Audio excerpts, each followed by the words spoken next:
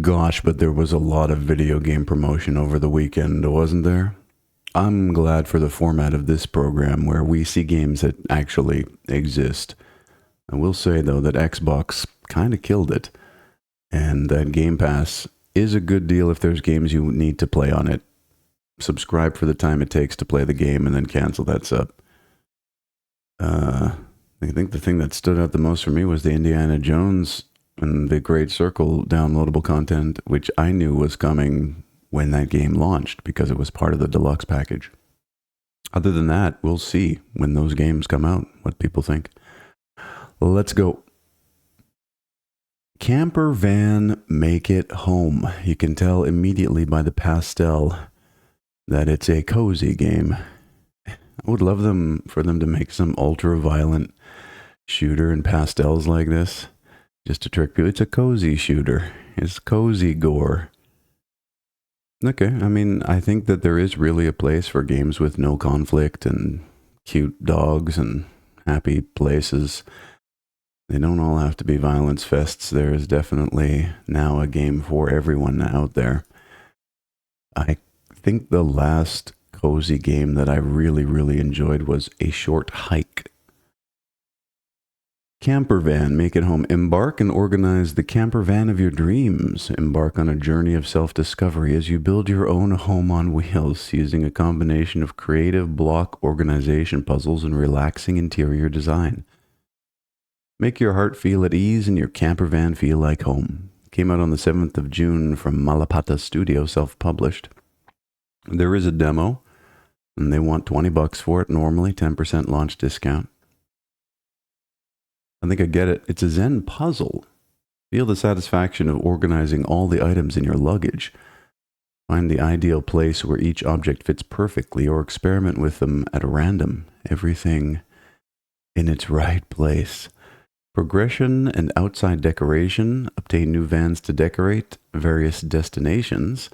Little furry friends. Thank you for adding us to your wish list. Don't thank me yet, because it's probably not going to happen. I get it. I understand the market for this. I'm just not a part of it. Squeak Ross, a home squeak home. Okay, so it's Picross. You have a mouse mascot, and then there's some other meta game around it. Okay, you can customize your own mouse. Well, they're focusing way more on the mouse customization than they are on the Picross. Okay, so you do Picrosses, and then you get gear to set up your mouse house. In Squeak Ross Home Squeak Home, solve and transform puzzles into furniture and to decorate the perfect home for your rodent friend. Collect hundreds of decorations, accessories, and stickers in this cozy game full of charm. Okay, that's 2 cozies in a row. Came out 7th of June from Allbloon, self-published. There is a demo. They want $20 for it. There's a 10% launch discount. Are you detecting a pattern here? Ever dreamed of being a homeowner? I mean, I used to. Now I have one. I highly recommend it. It's really great. It sure beats the hell out of a camper van and self-discovery, let me tell you. You just got into a fresh new home for your tiny robot friend, but it's empty. Solve puzzles from the Home Squeak Home catalog to transform them into splendid furniture and accessories to dress it up. Wouldn't it be great if that's all you had to do? To fulfill your IKEA catalog dreams was solve a bunch of numerical puzzles. Scared of puzzles? Worry not. Our rodent friend is here to help. You can turn the hints on and just auto-solve everything. Decorate, squeak, so a nonogram. That's what they're called, nonograms? Nonogram game like no other. 650 puzzles to solve. No over, no plus. It's 650. I respect it. Relaxing puzzle solving, logic assist system. Decorate your home with hundreds of unique furniture. Create and customize your own rodent with accessories. Customize your user interface with unlockable stickers. Receive tips and lore and the streamer mode to turn off content ID tagged music. Great for all you sad ass streamers out there. I'm good. I mean, I get it. It's fine. Bathhouse Creatures. Is this yet another cozy? It's a cozy Monday. And at least they're not anthropomorphic.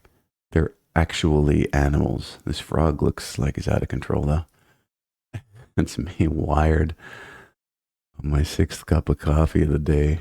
Okay, he's more chill now. Oh, I think this frog is actually part of this, whatever this service is here.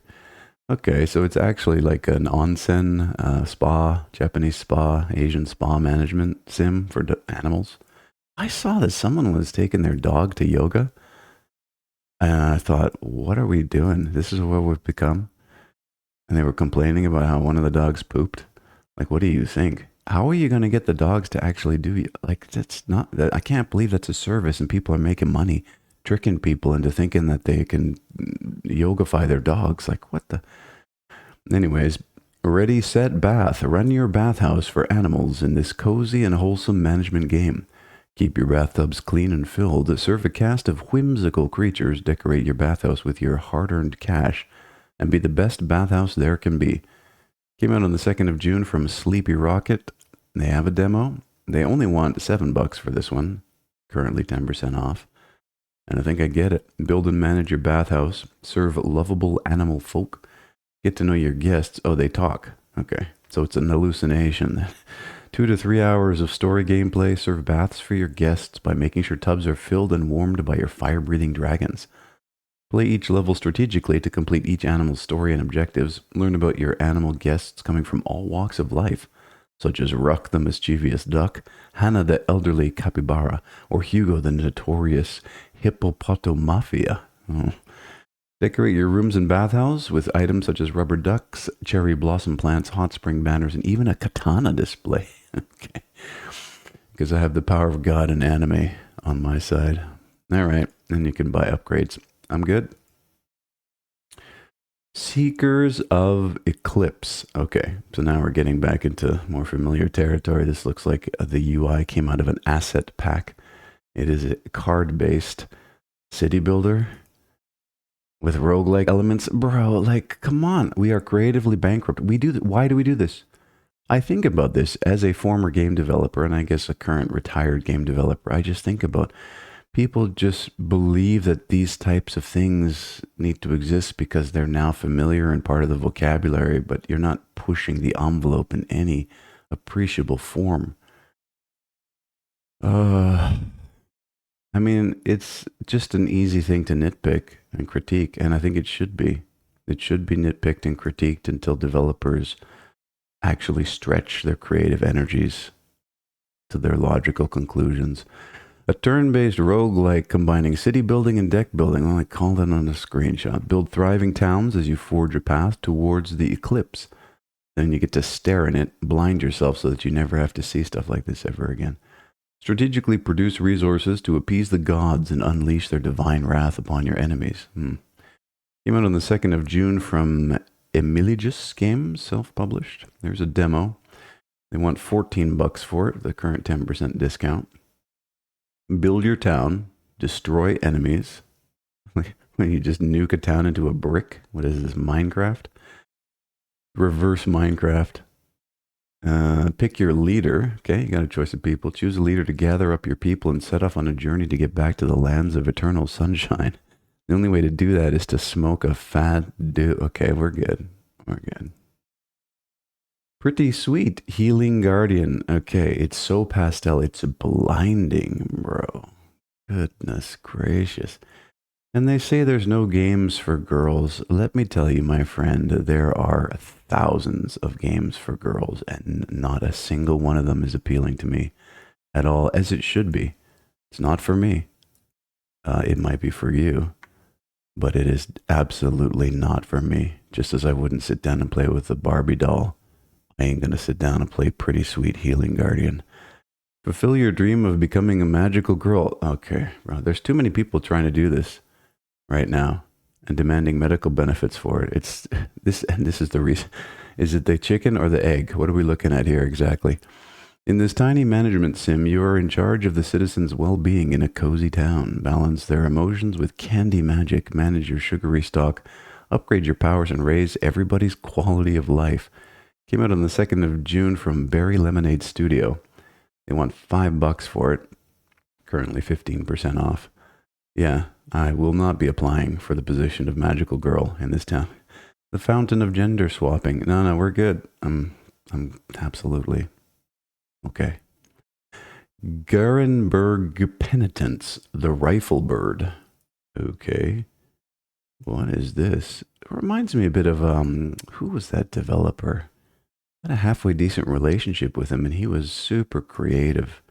And he had this fascinating tower defense.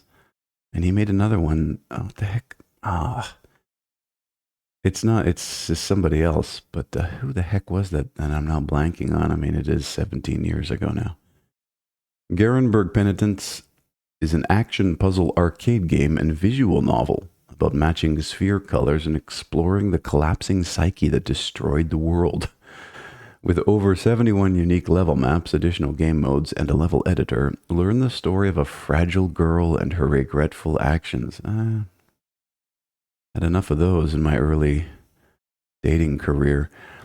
Came out on the 30th of May from Create All Software Games, self-published. They want $3.89 for it normally, 15% discount right now. With over 70 unique maps, I get it. Everything has a cost. So it's not tower defense, it's Space Invaders? But the invaders come in on a line? Do you have to shoot? Oh, you have to shoot the colors that match your bullets. Okay. Interesting. Fast dynamic arcade gameplay. Yeah, fire spheres and match colors before they reach the end. Clear a campaign of is it 130 levels or is it 70 levels or is it what? Oh, those level maps are unique. The levels are different. Okay, so there's some repeats on the maps there. 3 difficulty options. And unlock files to understand the truth of the world. File system spanning 8 databases consisting of around 80,000 words. Why didn't you just write a novel? 6 different worlds with unique themes and 12 unique level maps each for a total of 72 levels. That's what you should do. I think if your story has enough words for a novel, you should probably write the novel or somehow find a way to export the text into a novel form and publish it. Because people who don't play the game can then read your book. Multiplayer versus, grab a enemy or friend. Yeah, I'm going to call up my enemies and say, hey, you want to come down and play this lo-fi avant-garde indie art shooter game?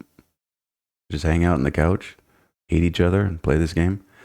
Numerous configurable accessibility settings to change visual effects. A disclaimer, this game relies on color matching, so wait, they of course coded it for all types of color blindness, right? While some fast visual effects can be toggled off, distinguishing colors apart from each other is a key component of gameplay. Because, you know, even people who are colorblind can distinguish hue. Yeah, there are multiple accessibility options, but please keep this in mind if you have color blindness. Okay. I mean, I'm good. I like it's an avant-garde. It fits those qualifications of being a creative art project. Great. There you go. Hang it in your museum. Remnants of the Rift. Quick step dash for 2 enemies. Whoa, whoa, whoa, whoa, whoa. Turn down your chromatic aberration. Okay, it's a little high. Morgan, good to see you. Okay. Is it turn-based? Or is it real-time action? Workbench. Set up and maintain your gear before your next mission. I mean, the art style's unique, for sure. They've put chromatic aberration on. That's where the colors are shifted. The red, green, and blue are shifted slightly, so that gives it that little blurry effect. Most of these body cam games do that now to try to simulate reality, and for some people, it just gives them a headache. Me, I'm okay with it. I just if it's noticeable, you probably turn the filter on a little too high. How far would you go to find closure? To the end of another dimension? As a dimension diving merc, Morgan must ride the frequencies between worlds to discover the secrets of a new reality. Pause, plan, and play in a groovy retro-futuristic world in this real-time roguelite action game. Came out on the 29th of May from Bromeo, published by Mooncat Games. They want $20 for it normally, but it's currently 15% off. Play, pause, play, plan, pause, play, plan, pause. Combines the tactics of grid-based strategy with the thrills of an action game. Okay, so you can play it in real time if you want, and then pause at any time to adjust your tactics. Pretty cool. Use mods and equipment to enhance your preferred style of play and outcome your interdimensional foes. Outlast the Bast. Every dive is different. Change your strategies on the fly and to counter a dimension in flux. Study each of the procedurally generated battles. Okay, so is there no bespoke stuff? Because if it's all just random, I mean, I don't know. Little help of friends, there's a story in it. Time to dive back in, mercenary. Okay, I mean, I respect the uniqueness. It would be great. This is one that definitely needs a demo. Uh, I think that had there been a demo, I would have been more keen to stick to this one. But Warborn Dominion Tactics. Okay, lo-fi indie. Looks like their fog is turned up a bit high. It just looks washed out. I noticed that too with a lot of Unreal Engine games. And even the Capcom engine, like people were losing their marbles over the Resident Evil 9 reveal, but a lot of the graphics looked washed out to me. They thought the fog turned up a little too high. Take command of an army in fierce real-time battles. They'll get it right one day. Upgrade your troops, build siege machines, and challenge up to 3 opponents in a fast-paced, arcade-style, real-time strategy with a unique style. Is this unique? There's nothing unique about this, bro. The 23rd of May, 2025 was the release from Crispy Head Studio, self-published. Well, they only want $1.29 for it, so it is accurately priced. Up to 3 enemies on the map at a time. No way. Army upgrade and unit upgrades, siege structures and different types of troops, fast, intense battles, and stylized visuals. Style. What style is this exactly? The minimal, the least amount of style we could possibly apply. Okay, Warborn, good luck. Zenith Realms. Speaking. Okay, so we go from that to this. It's nice juxtaposition. Someone was here, but it must have been a while ago. Okay, a third-person explorer, because it doesn't look like there's much action. You just walk around. It's a walking simulator in overhead third-person perspective. Guide Ninami on a heartfelt journey through the realms of a fractured planet. Solve intricate puzzles, uncover hidden secrets, and piece together the truth of a shattering past with a mysterious raven. Came out on the 30th of May from Mael Zane, Viola Huber, Gina Marie Lüthner, Emilia Mehlig, Joslain Poss-Hosch, and it's published by Hochschule Darmstadt. Is this a student game? It's free. 3D top-down cozy adventure puzzle game where Ninami embarks on an emotional journey across the fractured realms of a splintering planet. Huh. This has got to be a student project, right? Got to be. Different biomes, face some challenges. What kind of challenges?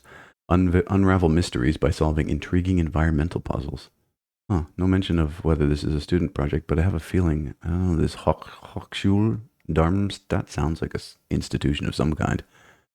Okay, well, good for you.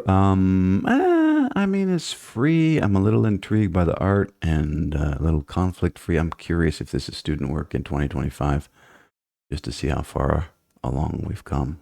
Check it out. Invasive species. Okay. Hello. Greenhouse integrity. Oh, is it a tower defense? And gardener? Grandpa. And they all thought I was crazy, huh? I was crazy once, all right? All right. Which one is Grandpa, though? Or is this just a new voice in your head? Breaking news. Local man incarcerated after committing several atrocities against alien kind, child labor, child endangerment, and much more. Uh-huh. Invasive Species is a co-op tower defense game. It would have been great to have shown some of that off in the screenshots. It really would. Where you and your friend plant towers in pots to protect your grandparents' greenhouse from the robot invasion. Get scrap from defeating enemies and buy upgrades in the catalog to fend off against more difficult waves of enemies. Came out on the 1st of June from Whiteboard Cleaner Studios. You need a controller and it's free to play. The silly, hectic, sometimes difficult couch co-op tower defense game. You and your friend. Okay, well, I'm out. I can't do it.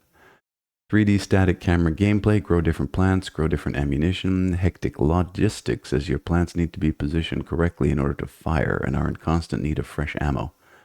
Earn spendable scrap, aka money, by defeating robots to purchase upgrades. Do a high five with your friend to ensure optimal cooperation. Oh, this is a student project made by a group of 10 people over 8 weeks. That's more developers than Claire Obscure Expedition 33. Wow. All right, I'm good. World Eater. Okay.